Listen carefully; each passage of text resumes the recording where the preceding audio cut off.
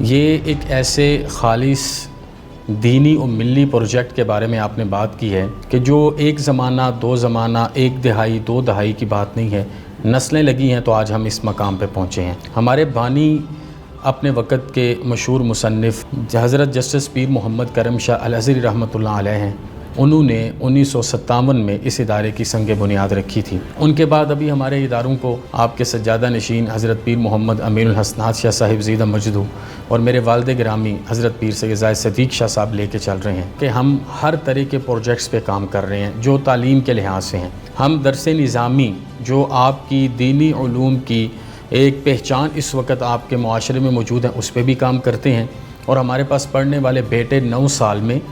Matric F A be اے کے ساتھ ساتھ ایم اے عربک اور ایم اے اسلامک اسٹڈیز کی ایکویلنس ڈگری لے کے فارغ التحصیل ہوتے ہیں۔ مطلب سینکڑوں کی تعداد میں بحمد اللہ تعالیٰ law graduates, P H D doctors, scientist اور اس طرح کے وہ لوگ جو انٹرپرینیور بن رہے ہیں یا دیگر جس طرح کی فیلڈز میں جا رہے ہیں، وہ علماء جو تاجر عالم کا حقیقی مولا کائنات کا کانسیپٹ ہے اس کو لے کے آگے چل رہے ہیں۔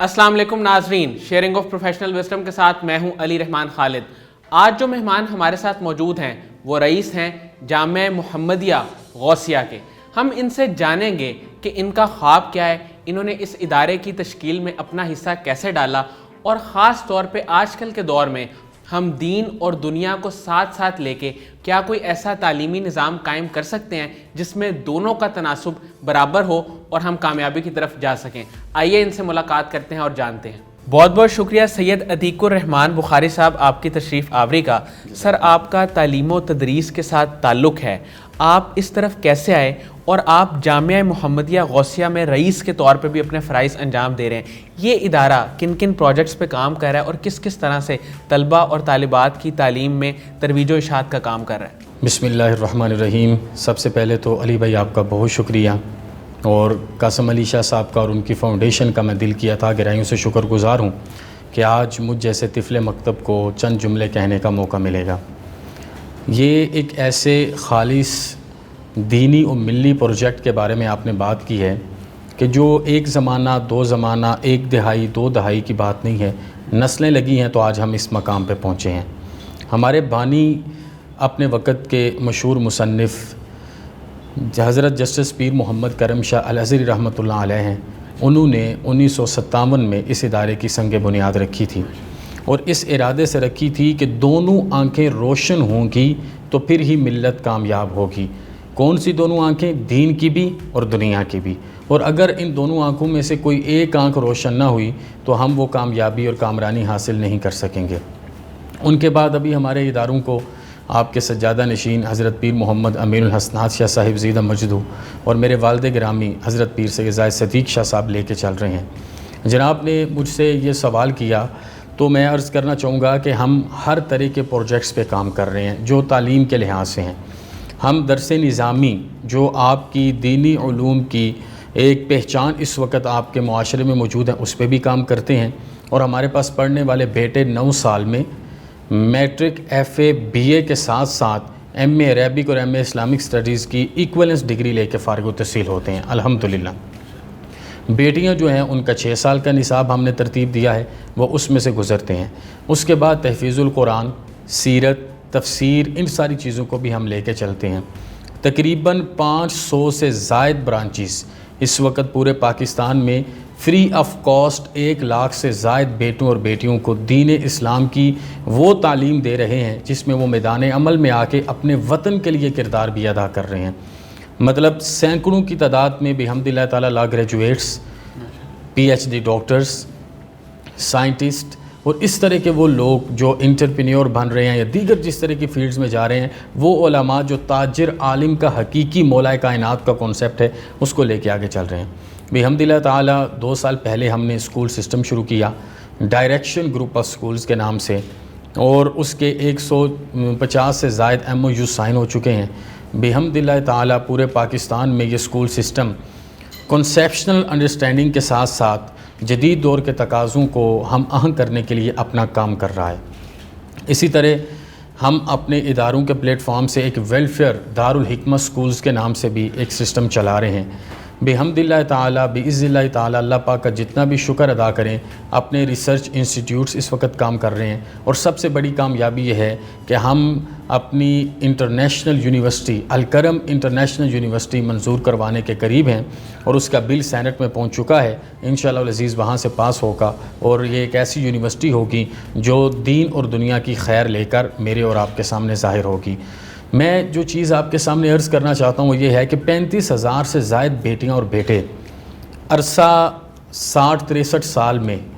بحمد اللہ تعالیٰ گریجویٹ ہو کے نکلے، اور انہوں نے اس ملک کے لیے اور دین کے لیے اپنا کردار ادا کیا۔ وہ جو حضرت اقبال نے کہا تھا نا، یہ سحر جو کبھی فردا ہے کبھی ہے امروز، نہیں معلوم کہ ہوتی ہے کہاں سے پیدا، وہ سحر جس سے لرزتا ہے شبستان وجود، ہوتی ہے بندہ مومن کی اذان سے پیدا۔ تو یہ ایک بندہ مومن کی اذان ہے جو شرق سے لے کے غرب تک ایک بہترین اور کامل انداز میں امت کو حقیقی منازل کے ساتھ ہم آہنگ کر رہی ہے۔ اور ہمارے مستقبل کے پروجیکٹس میں یہ ہے کہ ہم نے ایجوکیشن فار آل کے کانسیپٹ کو سامنے رکھ کے، پریکٹیکل مسلم کے کانسیپٹ کو سامنے رکھ کے، وہ حقیقی ویژن جو اللہ کے رسول کا بھی تھا اور میرے ملک کے قائد اعظم محمد علی جناح کا بھی تھا، اس کو سامنے رکھ کے خالص علمی ماحول میں تربیت کو پروان چڑھانا ہے۔ سر مجھے یہ بتائیں کہ آج کل کے دور میں جہاں اتنی مشکلات ہیں، میڈیا بہت زیادہ اور طرح سے کام کر رہا ہے، مجھے یہ بتائیں کہ دینی اور دنیاوی تعلیم اس کو ساتھ کیسے رکھا جا سکتا ہے؟ دیکھیں، حقیقت تو یہ ہے کہ دین اور دنیا یہ جسم اور روح کی طرح لازم اور ملزوم ہے۔ اگر آپ دنیا کو جسم کہتے ہیں تو اس کی روح دین ہے۔ مطلب یہ کہ اگر آپ ڈاکٹر بننا چاہتے ہیں تو کون سا دین ہے جو آپ کو ڈاکٹر بننے سے منع کرتا ہے؟ انجینئر بننا چاہتے ہیں، سائنٹسٹ بننا چاہتے ہیں، تاجر بننا چاہتے ہیں، آپ جو مرضی بننا چاہیں تو دین اسلام تو آپ کو اس کی دعوت دیتا ہے، مینر سکھاتا ہے، اسلوب سکھاتا ہے، آپ کے دل کی پیوریفیکیشن کرتا ہے، آپ کی روح کو پاکیزہ کرتا ہے، لطیف کرتا ہے۔ یہ ممکن نہیں ہے کہ ڈاکٹر بننے سے پہلے جو فرد محمدی بن جائے صلی اللہ علیہ وسلم، حضور سید عالم صلی اللہ علیہ وسلم کے اسوہ کاملہ پر چل پڑے، تو ایسا ڈاکٹر اپنے وقت کا ولی کامل ہوگا جو خوف خدا کی بنیاد پر صحیح معنوں میں آنے والوں کے جسم کا علاج کرے۔ تو حقیقی کانسیپٹ تو یہی ہے کہ دین اور دنیا نے اکٹھے ہی چلنا ہے، اور اس دنیا میں بھی ہم نے شاندار امت بن کے جینا ہے، جاندار امت بن کے جینا ہے۔ اب ایک باپ کہتا ہے میں نے شاندار امتی بن کے جینا ہے تو اس کو مشعل راہ کے طور پہ اپنے حبیب کا اسوہ اپنانا ہوگا۔ اگر ایک بیٹا کہتا ہے تو اسے جناب عبداللہ کے شہزادے کا دیدار کرنا ہوگا۔ اگر ایک استاد کہتا ہے اسے صفہ کے چبوترے پر بیٹھے ہوئے وجود مسعود کو دیکھنا ہوگا۔ اگر ایک شاگرد کہتا ہے اسے روح الامین کے ذریعے اللہ کے شاگرد رشید کی زیارت کرنی ہوگی۔ اگر ایک حکمران چاہتا ہے مدینہ کی ریاست اول کی زیارت کر لے، اگر ایک انجینئر چاہتا ہے تو مسجد نبوی کے سانح اول کو دیکھ لے، اگر ایک سائنٹسٹ چاہتا ہے تو سید عالم صلی اللہ علیہ وسلم کے دور میں جو کشش ثقل کے اسلوب بیان کیے گئے ان کو اپنی نگاہوں کے ساتھ دیکھے۔ اگر ایک طبیب چاہتا ہے مجھے مشعل راہ چاہیے تو ایک حجامے سے 99 بیماریوں کا علاج بتانے والے کریم آقا صلی اللہ علیہ وسلم کی زیارت کرنی ہے۔ آپ سپہ سالار ہیں تو بدر، احد، خندق اور حنین، حدیبیہ، مکہ کا فتح ہونا اور حجۃ الوداع آپ کو دعوت دیتا ہے۔ تو میں تو یہ سمجھتا ہوں کہ مسلمان عروج پہ ہی تب تھے کہ جب وہ البرونی، ابن الحیثم، بو علی سینا اور ابن خلدون کی طرح مسجد کے بھی امام تھے، قوم کے بھی امام تھے۔ وہ حضرت اقبال نے کہا تھا نا، قوم کیا ہے، قوموں کی امامت کیا ہے، کیا جانیں یہ بیچارے 2 رکعت کے امام۔ ہمیں 2 رکعت کے امام کی جگہ قوم کے امام پیدا کرنے ہوں گے، اور انہی نظریات کو ساتھ لے کے الحمدللہ آج 4تھی نسل ہے جو یہ پہرے داری کر رہی ہے اپنے شیخ کی خدمت میں بیٹھ کے، اور ہر آنے والے دن میں پہلے سے زیادہ برکتیں اور رفعتیں ہمیں اللہ پاک عطا فرما رہے ہیں۔ سر آپ صلی اللہ علیہ وآلہ وسلم کی سیرت طیبہ سے ہمیں متوازن خوراک اور سادہ زندگی کا جو درس ملتا ہے اس کے بارے میں آپ بتائیں، اس پہ تھوڑی سی روشنی ڈالیں۔ دیکھیے، میرے اور آپ کے آقا صلی اللہ علیہ وسلم کا جو ہر عمل ہے نا، کیونکہ آپ سلطان حسینان جہاں ہیں اور سرور اورنگ نشینان عالم بھی ہیں، آپ کے خلق کو خالق نے عظیم کیا اور آپ کے اسوہ کو مالک نے حسین فرمایا ہے۔ آپ ایسی ذات والا اعتبار ہیں کہ آپ کا ہر عمل اگر آج میں اور آپ پیروی کرتے ہیں تو ہمارے نفع کے لیے ہے۔ اگر آپ اپنی خوراک کو متوازن رکھیں گے تو آپ کا جسم ان تمام بیماریوں سے محفوظ رہے گا جن کا آج آپ کو سامنا ہے، اور پھر جب آپ کی ضرورت کم ہوگی تو آپ پر نفس کی شہوات بھی کم ہوں گی، اور اگر آپ اپنی زندگی کو سادہ رکھیں گے تو یقیناً آپ اپنی چادر سے بڑھ کے پاؤں نہیں پھیلائیں گے، اور اللہ کو بھی عاجزی، سادگی اور کم کھانا، کم سونا، کم ہنسنا، یہ تو قرآن پاک کا حکم ہے، فَلْيَضْحَكُوا قَلِيلًا وَلْيَبْكُوا كَثِيرًا، زیادہ آنسو بہائیے، اللہ کی نعمتوں پر شکرانے کے آنسو بہائیے، اس کی جناب میں جھکیے۔ تو یہ باقاعدہ طور پہ قرآن و حدیث کا حکم ہے، اور ایک مومن، ایک مسلم جس کی کمپوزیشن روح اور جسم کی دین اسلام کے مطابق بنی ہے، اس پر یہ فرض عین ہے کہ وہ ان تمام چیزوں کو لے کے چلے، تو ہم کتنی ہی برائیوں سے بچ جائیں گے۔ اس لیے سادہ خوراک کے ساتھ سادہ زندگی، متوازن خوراک کے ساتھ متوازن زندگی خیر الامور اوساطھا کے مطابق آپ کو ہر طرح کی مشکل سے محفوظ رکھے گی۔ سر، آپ کے خیال میں، آپ کے علم کی روشنی میں ہمارے معاشرے کا سب سے بڑا مسئلہ اس وقت کیا ہے اور اس کا حل کیا ہے؟ سب سے بڑا مسئلہ اس وقت یہ ہے کہ ہم اس ذات حق سے دور ہو چکے، ہم نے اپنے رب کو اپنے لیے ایک سماجی ضرورت بنا لیا، جس نے کن فیکون کہہ کے میرے اور آپ کے آنے کی ساری راہ اپنے راز سے ہمکنار کی ہے۔ ضرورت اس چیز کی ہے، یہ ہو نہیں سکتا کہ ہماری ماں سے، ہمارے باپ سے بڑھ کے وہ مالک ہم سے پیار نہ کرتا ہو۔ دیکھیے، میں اپنے اداروں کی کیفیت ایک مثال کے طور پہ عرض کروں کہ کس طرح ان سارے مسائل کا حل ہو رہا ہے۔ یہ تو ہر کوئی ڈسکس کرے گا کہ مسئلہ کیا ہے، حل پیش کرنا اصل چیز ہے۔ شکوہ ظلمت شب سے کہیں بہتر تھا، اپنے حصے کی ایک شمع جلاتے جاتے۔ ہمیں تمام تر اعتبارات سے اس چیز کی طرف واپس لوٹ کے آنا ہے کہ جس طرح آج کا ڈاکٹر کہتا ہے آپ آرگینک فوڈ کی طرف بڑھیے، جس طرح آج آپ کو اگر سکون چاہیے تو آپ کسی پرفضا مقام پر ضرور جاتے ہیں، آپ ریسٹ کرتے ہیں، اسی طرح آپ کی روح جو اصل ہے، جو 5 مندرجات سے گزری ہے، اور یہ تیسرا درجہ ہے عالم دنیا کا، عالم ارواح، عالم بطن، عالم دنیا، عالم قبر اور عالم حشر، ان تمام میں سے آپ نے گزرنا ہے۔ اور یہ دنیا کا جو معاملہ ہے، اس میں اللہ کے ساتھ اپنا تعلق جوڑ لیجئے۔ میں اگر ایک حدیث میں آپ کو اس سب کا حل بتانا چاہوں تو وہ یہ ہے، میرے اور آپ کے آقا صلی اللہ علیہ وسلم نے ارشاد فرمایا، من احب للہ وابغض للہ وعاطى للہ ومنع للہ فقد استکمل الایمان۔ اس طرح اللہ کے ساتھ محبت کرو کہ اللہ کے لیے سب سے محبت کرو۔ اللہ کے لیے اگر کسی کے بارے میں دل میں بات رکھتے ہو بغض کی، تو اللہ کے لیے رکھو، ذاتی کوئی نفرت نہیں ہے، اور اللہ کے لیے دو، اور دینے سے رک جاؤ تو اللہ کے لیے۔ میں یہاں پر ایک چھوٹی سی بات عرض کروں، اگر ہمارے رشتے اللہ کے لیے ہوں تو اللہ پاک کتنی کاملیت عطا فرماتا ہے۔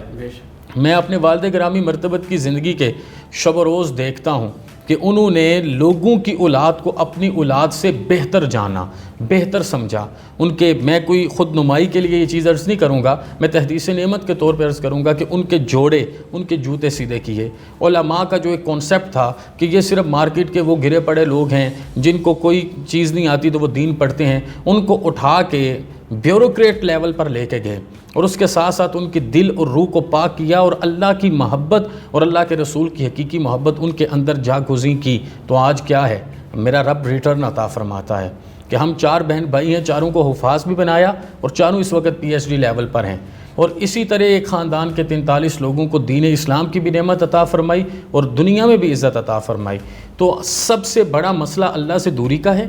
اور حل یہ ہے کہ آپ اللہ پاک کے قریب ہو جائیں، اور اگر آپ اللہ پاک کے قریب ہو جائیں گے تو یقین جانیے رب کی رحمتیں اتنی ہیں کہ آپ مانگتے ہوئے تھک سکتے ہیں، میرا مالک دیتے دیتے نہیں تھکے گا۔ اچھا، مجھے یہ بتائیے گا کہ ابھی آپ کس کس ادارے کے ساتھ منسلک ہیں اور آپ کس کس طرح سے خدمت خلق کا کام سر انجام دے رہے ہیں؟ اچھا، ہمارا مین پلیٹ فارم تو جامعہ محمدیہ غوثیہ کا ہے۔ جامعہ محمدیہ غوثیہ کے ساتھ ہم کچھ سکولز جو جیسے میں نے آپ کے سامنے بتایا، ڈائریکشن گروپ آف سکولز، آپ تشریف لائیے، اسے وزٹ کیجیے، اس کا سلیبس کریکولم دیکھیے، آپ کو تمام دینی اور دنیاوی ضرورتیں پوری کرتا نظر آئے گا۔ دارالحکمت سکولز کی بات میں نے آپ کی خدمت میں عرض کی ہے۔ اس کے ساتھ ساتھ ہمارا ایک بہت بڑا ادارہ ہے مسلم ہینڈز کے نام سے، میرے امِ محترم حضرت پیر سید لخت حسنین شاہ صاحب اس کو چیئر کرتے ہیں، اور وہ پوری دنیا میں فلاحی کام کرتا ہے۔ ہم اس چیز پر ارادہ رکھتے ہیں کہ ہم نے علم، تربیت کے ساتھ ساتھ خدمت خلق کو بھی وہی درجہ، وہی فوقیت دینی ہے جو صوفیاء کی میراث رہی ہے۔ ہمارے شیخ حضرت جسٹس پیر محمد کرم شاہ الازہری رحمۃ اللہ علیہ آپ کو 1957 میں اپنے ادارے کی بنیاد رکھتے ہوئے جن لوگوں نے دیکھا تو وہ واقعہ بیان کرتے ہیں کہ آپ نے ہاتھ میں ایک چھوٹا سا مٹی کا ٹکڑا پکڑا ہے اور آنکھوں سے آنسو جاری ہیں اور ریش مبارک تر ہو کے اس میں پڑ رہا ہے، اور آپ وہ ٹکڑا رکھتے ہوئے ساتھ کہہ رہے ہیں کہ ایک ایسا ادارہ بناؤں گا جس میں قوم کے امام پیدا کیے جائیں گے۔ تو اللہ پاک کا جتنا شکر ادا کیا جائے کہ انہوں نے وہ جو سبق اپنے بیٹے کو حضرت پیر محمد امین الحسنات شاہ صاحب کو جامعۃ الازہر سے دیا تھا، وہ سبق یہ تھا کہ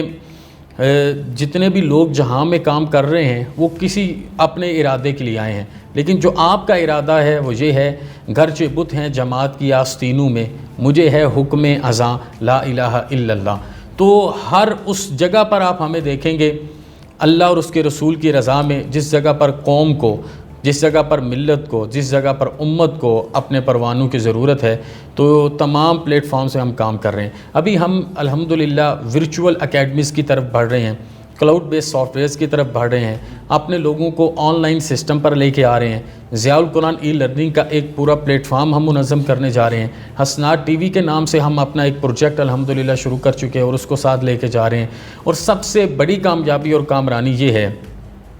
کہ ہمیں اپنے ہی لوگ ملے۔ اب دیکھیں نا، کسی ادارے کی یہ کامیابی ہوتی ہے کہ اس ادارے کے فرزند اس ادارے سے پڑھے ہوئے جب اسی ادارے کے معمار بنتے ہیں تو وہ اس ادارے کی سب سے بڑی کامیابی ہے۔ تو کوئی قحط الرجال نہیں ہے، بحمد اللہ تعالی ہمارے اپنے لوگ ہمیں جگہ جگہ گلی گلی کوچا کوچا ملتے ہیں اور ہر لحاظ سے ملتے ہیں، جان مال سب کچھ قربان کرتے ہیں اور ہر جگہ پر ہمارے دست و بازو بنتے ہیں۔ سر، قاسم علی شاہ صاحب کے کام کے بارے میں اور ان کی شخصیت کے بارے میں آپ کیا کہیں گے؟ یہ ایک ایسا آپ نے مجھ سے سوال کیا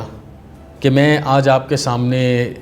یہ عرض کروں کہ میری زندگی کی خواہش تھی کہ کبھی مجھے موقع ملے تو میں چند جملوں میں شاہ جی کے بارے میں عرض کروں۔ میری پھپھو ہیں اور وہ شیخۃ الحدیث ہیں اور کئی ہزار بیٹیوں کو اور سادات کی بیٹیوں کو دین کی تعلیم دی۔ شاہ جی کا ہمارے گھر میں محبت کا یہ تعلق ہے کہ وہ اس سید زادی کی تہجد کی دعاؤں اور نوافل میں شامل ہیں اور ان کے لیے دعائیں نکلتی ہیں۔ قاسم علی شاہ صاحب نے اس امت کا بہت بڑا قرض اتارا، وہ قرض جو کسی وجہ سے ہم نہیں اتار پا رہے تھے، وہ مایوسی ختم کی جس کے بارے میں رب کہتا ہے لا تقنطوا من رحمت اللہ۔ مومن کو وہ معراج دی جو ایک صوفی ہی دے سکتا ہے، اور ایسا نیولی صوفی، ماڈریٹ صوفی جو ہر مکتبہ فکر اور ہر طبقہ ہے زندگی کے لیے قبول ہو اور ان کے لیے اس کے افکار ماننا آسان ہو۔ میں اگر قاسم علی شاہ صاحب کی فاؤنڈیشن کو ایک لائن میں آپ کے سامنے سمیٹنا چاہوں تو یہ ہے، زندگی کو حیات بنانے میں آپ نے کردار ادا کیا ہے۔ ہمیں بتایا ہے، ہر کسی کو اس کی ذات کے ساتھ ملایا ہے، خواہ وہ علماء ہوں۔ میں خود ان کا شاگرد ہوں، میرا خاندان ان کا شاگرد ہے۔ میرے بڑے بھائی ڈاکٹر سید حامد فاروق شاہ صاحب PhD ڈاکٹر ہیں، اور ان کے ساتھ شاہ جی کی پہلی ملاقات اور وہاں سے یہ محبتوں کا تعلق شروع ہوا۔ تو میں یہ سمجھتا ہوں کہ اس قوم کا، اس امت کا وہ بہت بڑا قرض جو کسی ایک مرد فرید کو اتارنا تھا، آج کے دور میں اللہ پاک نے قاسم علی کو چنا۔ اب شاہ جی کا نام دیکھ لیں، قاسم علی، یہ حضرت علی کے فیضان کے قاسم ہیں، تقسیم فرمانے والے ہیں۔ تو جو قاسم علی ہوتا ہے وہ اسی طرح کا ہوتا ہے، اسی طرح کا جچتا ہے کہ آپ جب ملیں گے مسکرا کے ملیں گے، آپ جب دیکھیں گے ان کو ہمبل دیکھیں گے، آپ جب دیکھیں گے ان کو خوش دیکھیں گے، آپ جب دیکھیں گے لوگوں کے لیے آسانیاں پیدا کرنے والا دیکھیں گے۔ تو میں دل سے یہ کہتا ہوں کہ آج کے وقت میں بہترین مومنانہ صفات کے حامل شاہ جی اور ان کی فاؤنڈیشن کے سارے لوگ ہیں۔